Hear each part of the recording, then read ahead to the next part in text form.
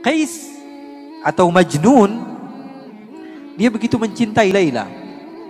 Di dalam riwayat, Laila bukanlah wanita yang cantik, wanita yang hitam, wanita yang tidak memiliki rupa yang indah untuk dipandang.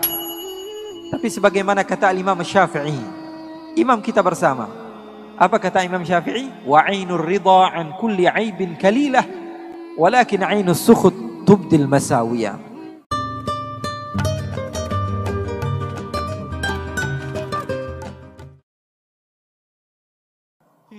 Alhamdulillah, saya bersyukur kepada Allah Subhanahu wa taala karena Allah Subhanahu wa taala memberikan kesempatan kepada saya untuk duduk bersama kalian semua. Semoga Allah Subhanahu wa taala menjadikan perkumpulan ini adalah perkumpulan yang penuh dengan keberkahan. Allah Subhanahu wa taala tidak mengharamkan kita dari syurganya Allah Subhanahu wa taala, dan saya mendapatkan banyak ilmu. Karena beberapa hari yang lalu saya masih di Singapura. Mungkin sekitar 4 hari yang lalu saya di Singapura. 3 hari yang lalu saya di Malaysia. 2 hari yang lalu saya di Palembang. Hari ini saya sudah berada di Semarang. Dan besok saya sudah berada di Sumatera lagi. Pelajaran yang saya ambil adalah ketika cinta sudah berbicara, maka semua bisa menjadi nyata. Sahabat-sahabat Muslim dan komunitas-komunitas lain yang ada di Semarang, mereka banyak membantu saya, di antaranya sahabat Hijrah dan lain sebagainya. Banyak membantu saya di dalam berdakwah, seperti di Bandung beberapa waktu yang lalu. Maka panggilan cinta tersebut membawa saya sampai ke Semarang. Alhamdulillah, itu adalah pelajaran yang sangat bermanfaat. Oleh karena itu saya ingin memberitahu kepada kalian, kalau kalian ingin ibadah diterima oleh Allah, maka kuncinya satu. Kunci ibadah adalah apa? Cinta. Kunci ibadah adalah cinta. Tanpa cinta, maka seorang hamba Allah Subhanahu wa taala tidak akan pernah sampai kepada Allah. Maka bohong ketika salah seorang mengatakan bahwa dirinya banyak melakukan ibadah, akan tetapi dia tidak memiliki cinta dari hatinya di dalam beribadah kepada Allah Subhanahu wa taala. Saya teringat seseorang yang bernama Majnun atau Qais bin Mulawwah, yang sering diceritakan oleh sebagian orang dengan nama Majnun Laila. Tahu Majnun Laila? Majnun pecinta kepada Laila, seorang wanita yang di sebagian riwayat diceritakan wanita tersebut tidak cantik. Wanita tersebut tidaklah seindah yang dibayangkan banyak lelaki. Akan tetapi Majnun sudah cinta, dan kalau seseorang sudah mencinta maka matanya buta. Betul atau tidak? Betul atau tidak? Seseorang kalau sudah mencinta maka matanya buta. Salah seorang di antara kita sebagai contoh, cinta sekali kepada anaknya. Padahal anaknya nggak keren-keren banget, tapi setiap hari yang diupload siapa? Anaknya terus. Kenapa? Karena cinta. Bukan karena keindahan yang dimiliki oleh anaknya. Bahkan terkadang mata seorang ayah dan ibu berbeda dengan mata orang lain. Bagi seorang ayah dan ibu, seakan-akan anak dia adalah anak yang paling terindah yang pernah ada. Padahal di mata orang lain biasa saja. Banyak bayi yang sama. Banyak anak orang yang lebih indah, yang lebih tampan, atau yang lebih handsome, atau lebih cantik daripada anaknya. Betul atau tidak? Itu yang namanya cinta. Cinta sudah membutakan mata. Salah seorang di antara kita mungkin mencintai istrinya, atau istrinya mencintai suaminya, apalagi pengantin baru. Ngelihat wanita ini, atau wanita melihat laki-laki ngeludah aja dibilang cakep. Waduh, cakep banget cara ngeludahnya. Woi, ngeludah bro. Cara ngeludahnya dibilang cakep. Kenapa? Karena matanya sudah tersihir dengan yang namanya cinta. Cara berjalannya, cara minumnya, cara duduknya, padahal tidak ada beda dengan manusia lainnya. Tapi ketika cinta sudah berbicara, maka semua akan menjadi indah. Begitu juga ketika kalian sudah menjadikan Allah segala-galanya bagi kalian, maka kalian akan mendapatkan kenikmatan di dalam beribadah di jalan Allah. Qais atau Majnun, dia begitu mencintai Laila. Di dalam riwayat, Laila bukanlah wanita yang cantik, wanita yang hitam, wanita yang tidak memiliki rupa yang indah untuk dipandang. Tapi sebagaimana kata Imam Syafi'i, imam kita bersama, apa kata Imam Syafi'i? Wa 'ainur ridha 'an kulli 'aibin kalilah, walakin 'ainus sukhut tubdil masawiyah. Mata kalau sudah senang kepada sesuatu,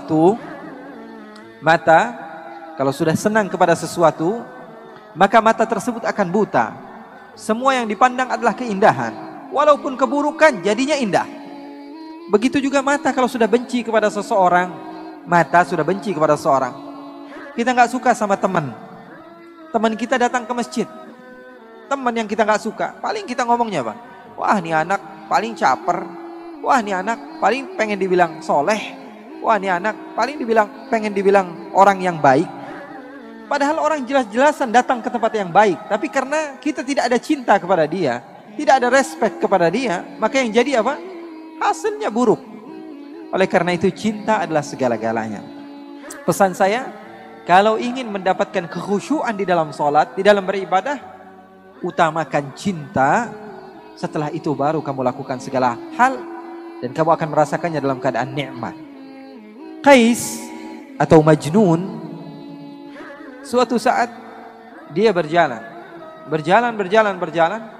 dan berjumpa beberapa orang yang sedang beribadah, sedang sholat.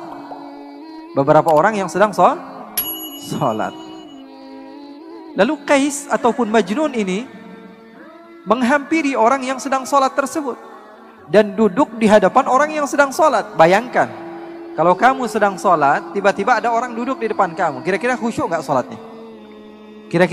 sholatnya? Sedang takbir, Allahu Akbar, tiba-tiba ada orang duduk di depan. Kita baca Fatihah sambil fokus, nggak bisa. Maka orang-orang yang sedang sholat tersebut mempercepat sholatnya karena tidak khusyuk. Ada orang yang mengganggu. Selepas mereka sholat, mereka mendekati Majnun. Hei Majnun, hai orang gila, kenapa kamu mengganggu ibadah kami? Kenapa kamu mengganggu sholat kami? Kenapa kamu mengganggu hubungan antara kami dengan Allah? Apa kata Majnun? Apakah kalian benar-benar sedang sholat? Apakah kalian apakah kalian serius sedang bercinta dengan Allah? Apakah kalian sedang bermunajat dengan Allah? Sepertinya kalian dusta. Kenapa kamu bisa bilang dusta? Karena saya kalau masuk kampung Laila, saya tidak toleh kanan, tidak toleh kiri. Saya tidak melihat apa yang ada di belakang saya. Fokus pikiran saya hanya Laila. Kalau saya sudah masuk ke kampung Laila, mau ada orang ribut di sebelah saya, mau ada mobil tabrakan di sebelah saya, mau ada segala hal apapun yang terjadi, pikiran saya hanya Laila. Karena yang saya tuju adalah Laila. Maka orang-orang tersebut kebingungan dengan jawaban Majnun yang begitu luar biasa. Orang gila bisa mengajarkan arti cinta kepada Allah. Apa dia katakan? Saya kalau masuk kampung Laila, saya tidak tengok kanan, tidak tengok kiri. Yang ada di pikiran saya hanyalah Laila. Tapi kalian mengatakan cinta kepada Allah, beribadah kepada Allah, tapi ketika saya datang, kalian tidak fokus kepada Allah. Di dalam pikiran kalian, ini kenapa ada orang gila duduk di depan kami? Di dalam pikiran kalian, ini kenapa ada orang gila datang ke tempat kami? Kalian tidak benar-benar cinta kepada Allah. Oleh karena itu, kita belajar cinta kepada orang gila. Belajar cinta sama orang ini Majnun luar biasa cintanya. Suatu saat Majnun sedang duduk bersama anjing. Duduk sama anjing. Dimuliakan anjing tersebut. Diberikan parfum sama dia. Dipakaikan pakaian. Kemudian dia memiliki roti, dia potong dua, yang setengah dia makan, yang setengah dia kasih kepada anjing tersebut. Ini orang gila wajar ya. Maka sebagian orang datang kepada Majnun dan mengatakan, hei Majnun, kamu ini tambah lama, tambah gila saja. Kenapa anjing kamu berikan setengah daripada harta kamu? Apa kata Majnun? Begitu indah Majnun mengajarkan cinta kepada kita yang tidak faham akan arti daripada cinta. Apa kata Majnun?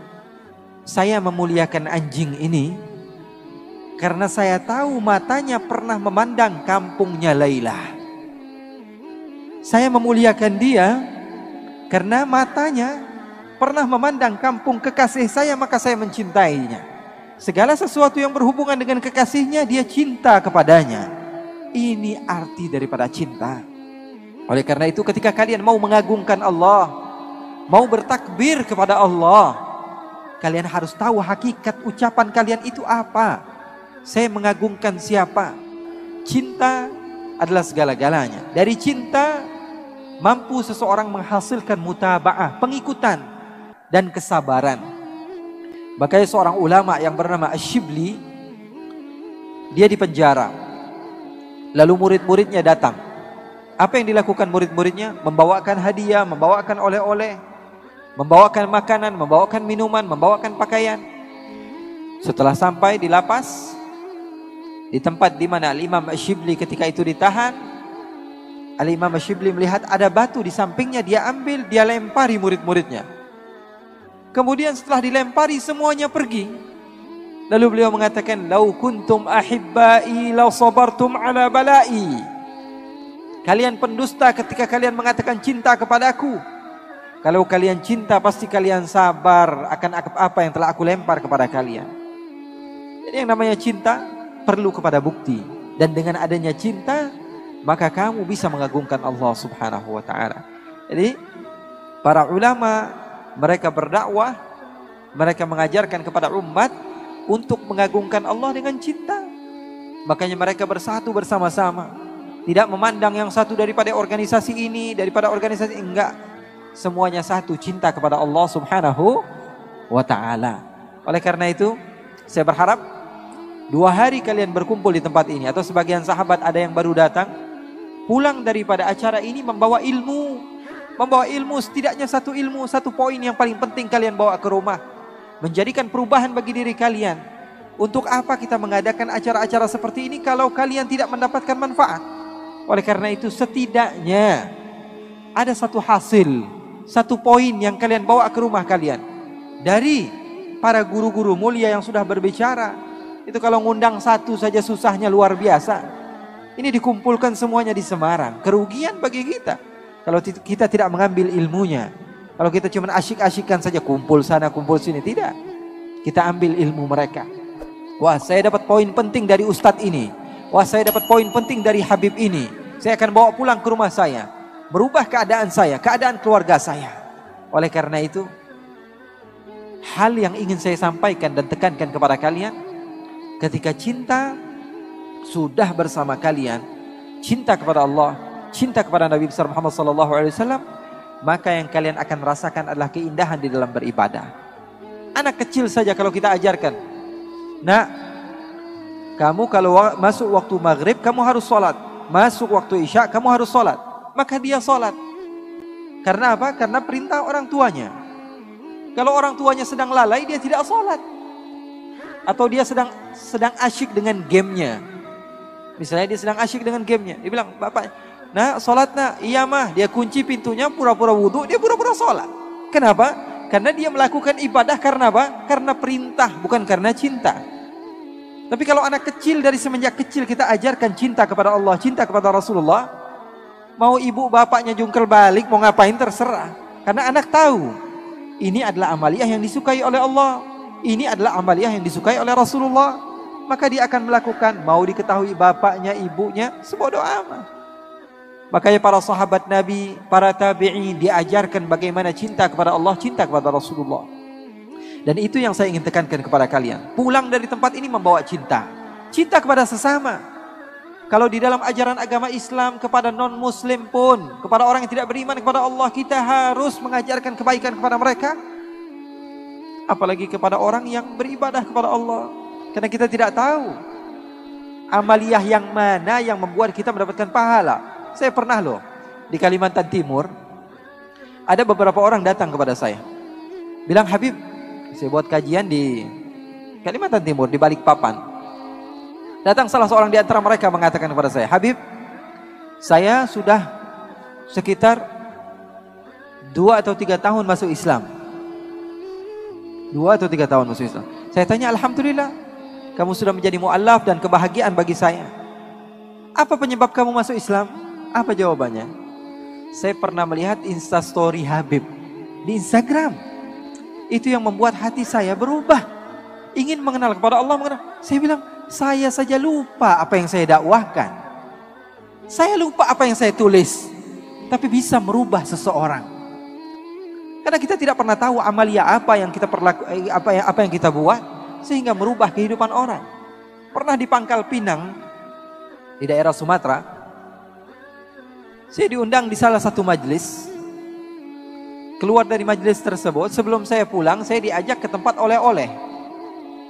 Saya belanja ini, belanja itu. Ketika saya sedikit haus, saya bilang sama salah satu murid saya mau minum. Saya diberikan air minum, lalu saya duduk. Saya minum sebagaimana sunnah baginda Nabi besar Muhammad sallallahu alaihi wasallam. Lalu sesuatu aneh yang terjadi. Salah satu orang yang bekerja di tempat tersebut, di kedai tersebut mendekati saya. Dia keturunan Cina. Dia bilang, kamu kok asik banget Pak. Kalau minum kamu duduk, kalau berbicara kamu tersenyum, kalau nawar seadanya, kalau begini, dia puji-puji. Terus saya bilang, kamu orang mana? Saya orang asli sini, keturunan Tionghoa begini-begini. Oh, kalau saya orang Islam. Ngomong biasa saja. Tiba-tiba sebelum saya pulang, saya sudah berada di mobil. Saya berhenti, saya panggil lagi dia. Sepertinya kamu tertarik dengan agama Islam. Dia katakan, iya Pak. Ya sudah, kamu syahadat sekarang. Kamu mau? Iya, saya mau. Kemudian dia syahadat.